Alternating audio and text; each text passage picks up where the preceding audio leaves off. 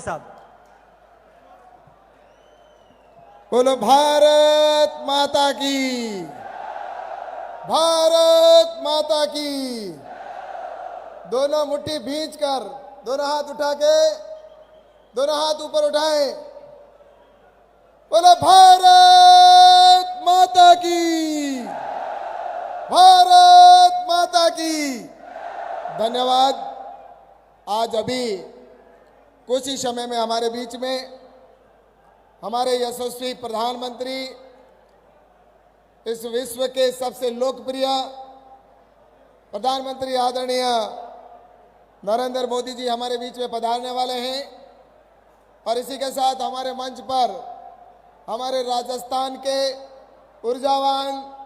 युवा और इस राजस्थान को विकसित राजस्थान बनाने का संकल्प लेकर आगे बढ़ने वाले हमारे मुख्यमंत्री आदरणीय भजन लाल जी शर्मा साहब और साथ ही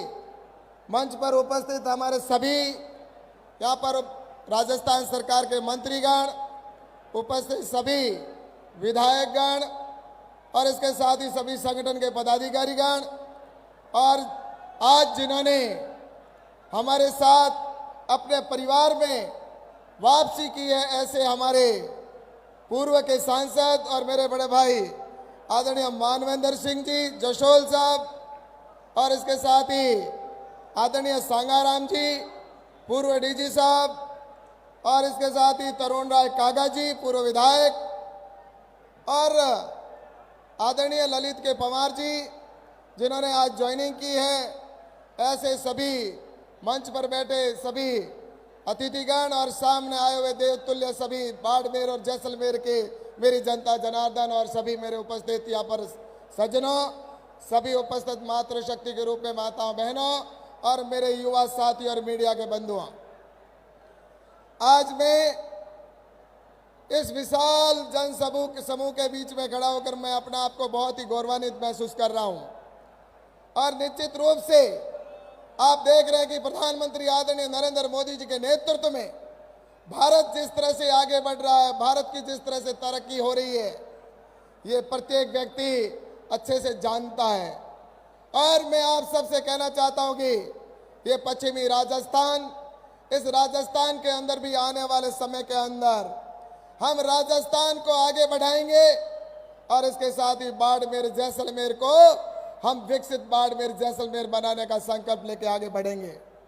मैं आप सभी से कहना चाहता हूं कि पिछले 5 साल के अंदर इस बाड़मेर जैसलमेर के अंदर कई महत्वपूर्ण काम हुए और उसके साथ ही मैं आप सबसे यह भी कहना चाहता हूं कि राजस्थान में सरकार नहीं होने की वजह से हमारे ऐसे कई काम थे जो हम नहीं कर पाए, लेकिन अब मैं आप सबसे निश्चित रूप से कह सकता हूं कि आने वाले समय के अंदर राजस्थान को निश्चित रूप से ऑर्गेनिक जोन और राजस्थान के साथ ही बाड़मेर जैसलमेर को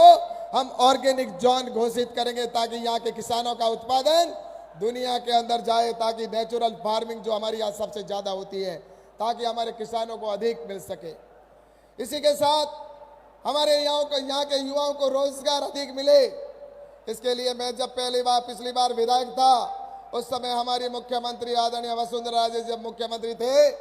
तो उस समय मैंने कहा था कि रिफाइनरी यहाँ पर स्थापित हो और यहाँ पर रिफाइनरी बाइतू विधानसभा के अंदर स्थापित हुई और उसके बाद मेरे युवाओं को हजारों युवाओं को रोजगार मिल रहा है। लेकिन आने वाले कल में यहाँ पर हमारे इस रिफाइनरी से होने वाले बाई प्रोडक्ट जो हमारे निकलेंगे उनसे यहाँ पर इंडस्ट्रीज और ज्यादा कैसे विकसित हो, इसके लिए यहाँ पर एक इंडस्ट्रीज का हब बने ताकि यहाँ पर मेरे युवाओं को और अधिक रोजगार मिले। इसके ऊपर निश्चित रूप से मैं काम करूंगा ताकि मेरे युवाओं को यहाँ पर अधिक से अधिक रोजगार मिले। और इसी के साथ आने वाले समय के अंदर हमारे यहाँ पर जिस तरह से जो हमारा डीएनपी का क्षेत्र है उस क्षेत्र को भारत सरकार से जो महत्वपूर्ण जहाँ पर सार्वजनिक काम की स्वीकृति कराने का मैंने काम करवा दिया था,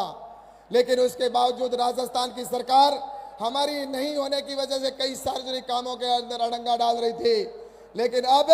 हमारे मुख्यमंत्री आदरणीय भजन लाल जी की सरकार आ चुकी है, अब डीएनपी क्षेत्र के अंदर किसी भी प्रकार की कोई समस्या नहीं आएगी, कोई भी सार्वजनिक काम के अंदर कोई बाधा नहीं आएगी।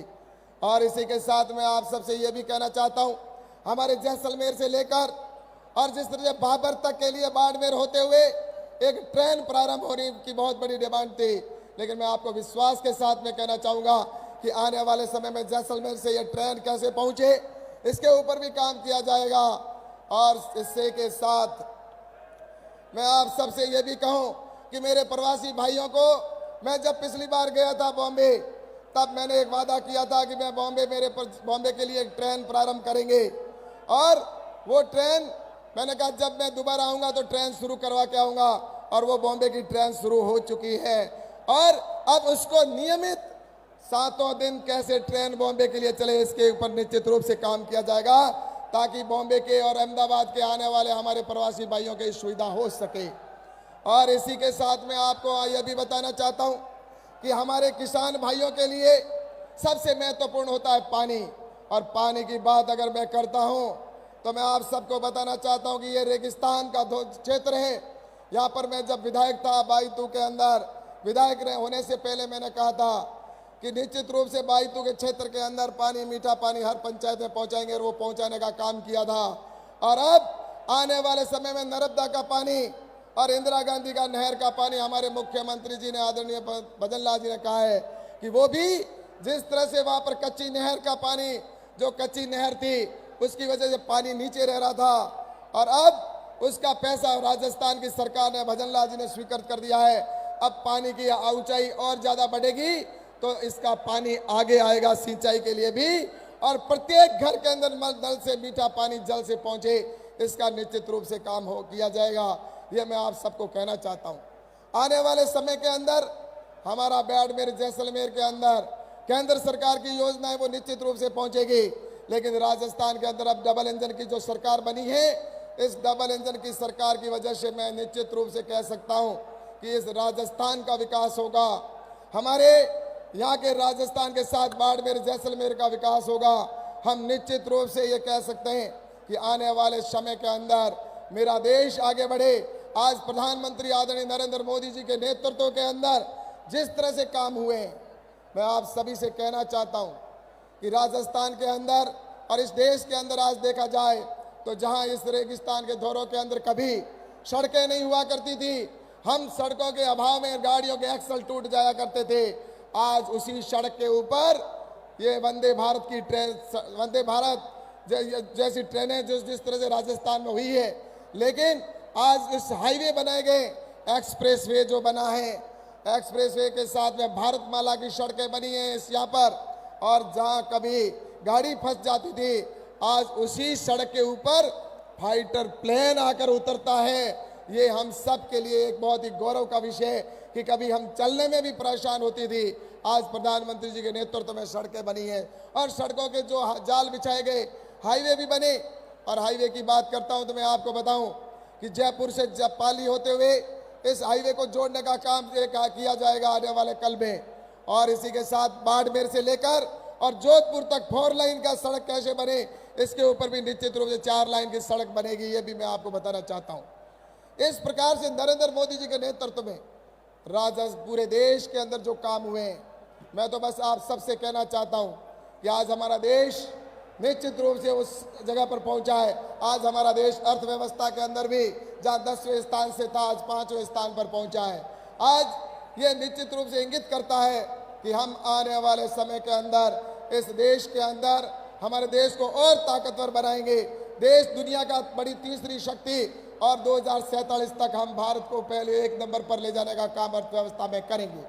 तो इसलिए मैं आप सभी बंधुओं से कहना चाहता हूं